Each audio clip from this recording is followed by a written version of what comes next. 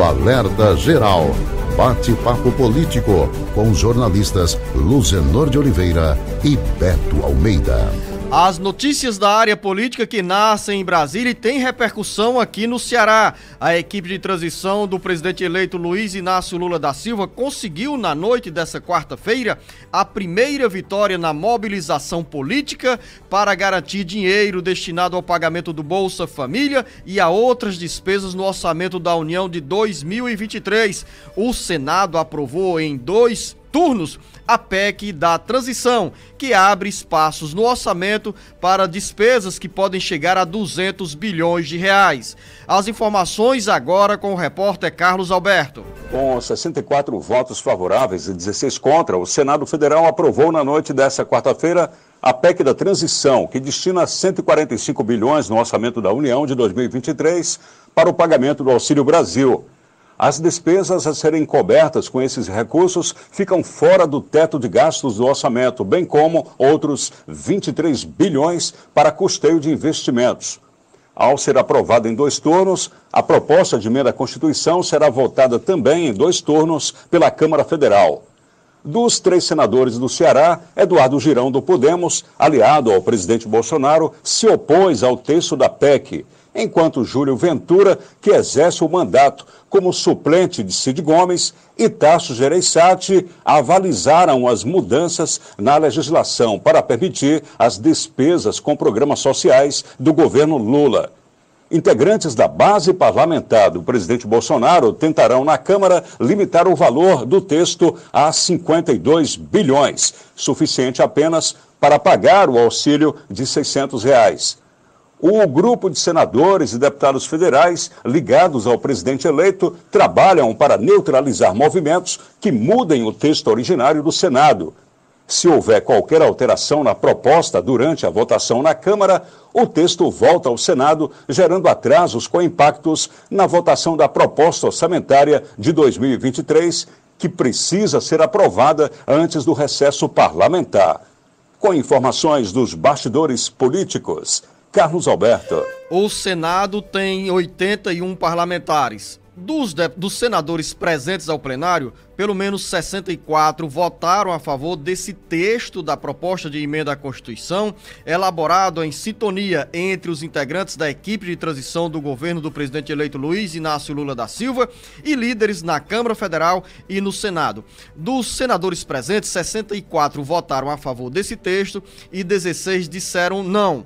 Dos 3 senadores do Ceará, Eduardo Girão, sintonizado com o presidente Jair Bolsonaro, votou contra a PEC, enquanto Tasso Gereissati e Júlio Ventura, que é suplente em exercício do mandato com o afastamento do senador Cid Gomes, os 2 ficaram ao lado da equipe de transição do governo Lula. É a primeira vitória, jornalista Beto Almeida, de forma expressiva do ponto de vista numérico e também no contexto político, porque os aliados do presidente Luiz Inácio Lula da Silva não encontraram qualquer dificuldade para ver avançar a proposta de emenda à Constituição, que mexe com o teto de gastos do orçamento da União de 2023 e também 2024 e abre espaço para maior tranquilidade para gastos e despesas que não estão contempladas na proposta orçamentária encaminhada pelo atual governo ao Congresso Nacional. Resumindo essa história, uma vitória que dá fôlego, claro,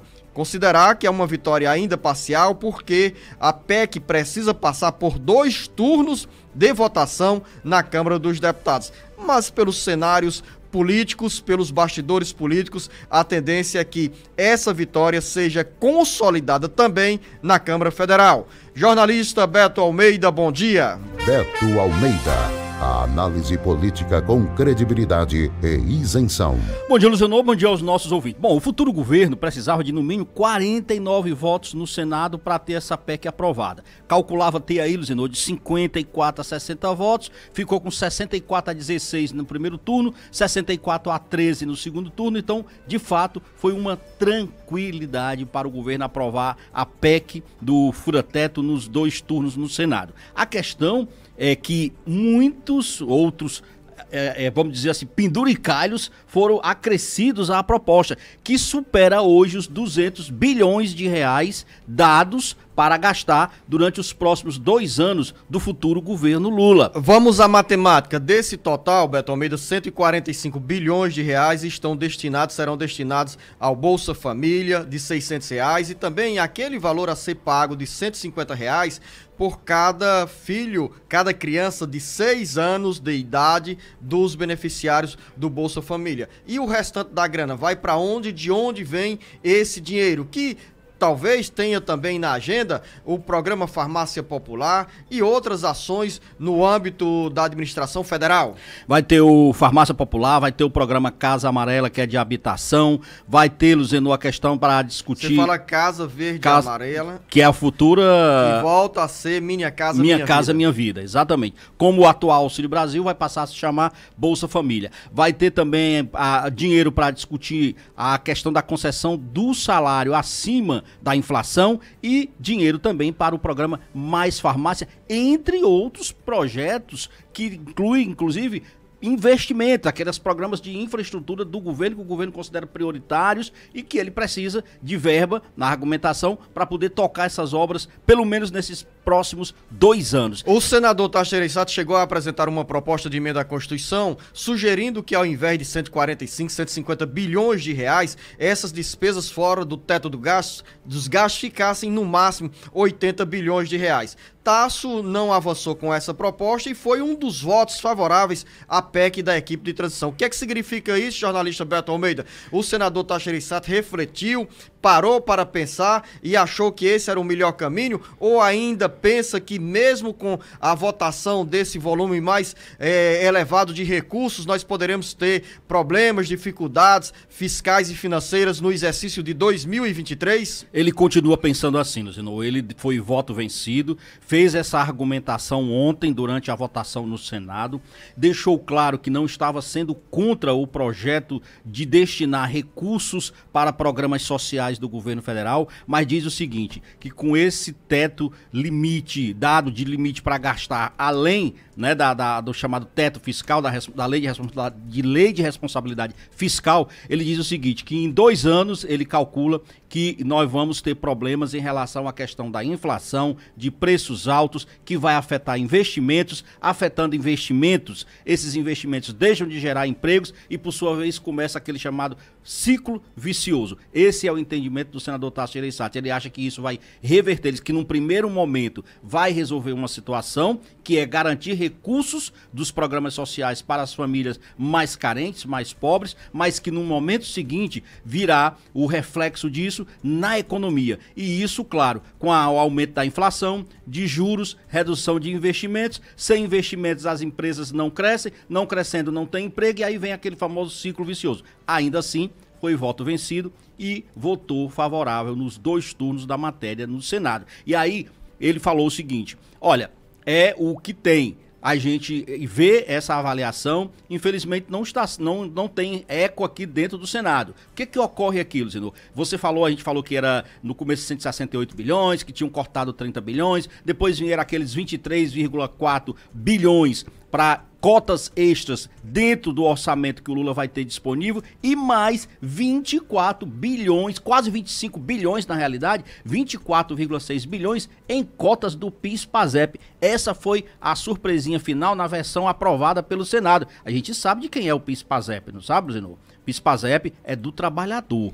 Mas esse dinheiro, Beto, pelo que eu entendi, pelo que eu li, esse dinheiro vai ser retirado de um fundo onde está o dinheiro não sacado pelos trabalhadores e pelos servidores públicos. Ou seja, é um dinheiro que fica lá guardado e em determinados momentos o governo federal, seja qual for o presidente, recorre a esses recursos porque estão, vou colocar entre aspas, perdidos, porque as pessoas não foram buscar. Semelhante àqueles fundos que são criados com o dinheiro das lotéricas, que você não vai receber o prêmio e todos esses recursos vão para a área da educação, o ensino universitário. E aí é o seguinte, quem tem dinheiro a receber tem que correr, porque senão o dinheiro realmente vai ser utilizado dentro dessa proposta de ampliar o fundo, vamos dizer assim, uma reserva que o futuro governo vai precisar para esses investimentos. E aí, qual é o futuro agora dessa questão, Zenon?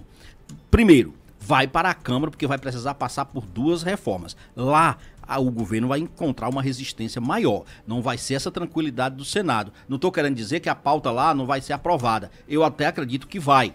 Qual é o problema? É que lá o Arthur Lira e toda aquela bancada do Centrão, do PP, do PL, do União Brasil, estão fechados porque diz o seguinte: o Arthur Lira entendia que a matéria só deveria ter sido votada quando já houvesse um acordo fechado entre as duas casas. E esse acordo, efetivamente, não foi fechado, pelo menos do ponto de vista da Câmara dos Deputados. Não é charme, Beto, não é jogo de cena, não Luciano, é pressão, porque é pressão, pelos bastidores políticos que nós acompanhamos, com certeza. O presidente Arthur Lira já recebeu o aval do PT e dos partidos que integram a base de apoio ao futuro governo do presidente eleito Luiz Inácio Lula da Silva para garantir mais 2 anos de mandato na presidência da Câmara Federal, além também de ter o aval do PT e dos partidos aliados para a manutenção do orçamento secreto. Tudo isso aí já faz parte do acordo para aprovação da PEC. Daí o meu questionamento para você, se talvez o ambiente não seja até com menos dificuldades para a aprovação desse texto. Não, menos dificuldade não, pelo seguinte, olha,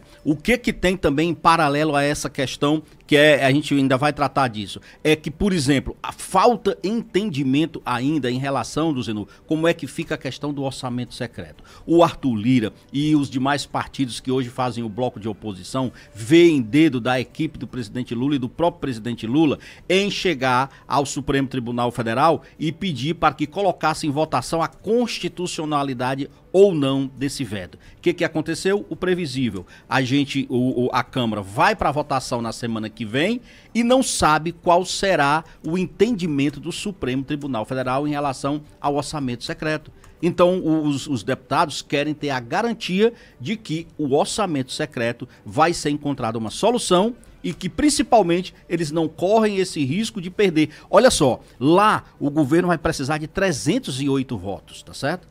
308. Entre os 513. Entre os 513.